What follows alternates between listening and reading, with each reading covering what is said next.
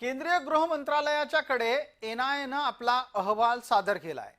आपल्याला ठाऊक असेल की सध्या पहलगामचा हल्ला आटोपल्याच्या नंतर एनआयए पहलगामच्या परिसरामध्ये तपास यंत्रणेच्या चौकशीच्या निमित्तानं सक्रिय झालेली आहे।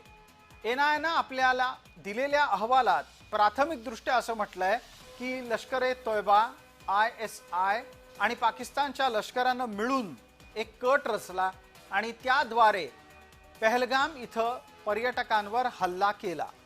आतापर्यंत 150 जणांची याबाबत चौकशी सुद्धा करण्यात आलेली आहे आणि यात प्रामुख्यानं नाव समोर येतंय ते मूसाचं।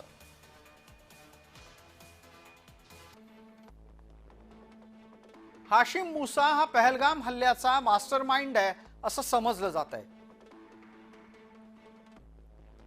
हाशिम मूसाची एक आणखी ओळख आहे, त्याला नावानं सुद्धा ओळखलं जातं। पाकिस्तानच्या सैन्यामध्ये तो कमांडो म्हणून कार्यरत होता। पाकिस्तान स्पेशल फोर्सचाही तो भाग होता आणि तिथंही त्याला कमांडो प्रशिक्षण मिळालंय। लष्कर-ए-तोयबानं त्याला अतिरेकी म्हणून प्रशिक्षित करून काश्मीरमध्ये धाडलं।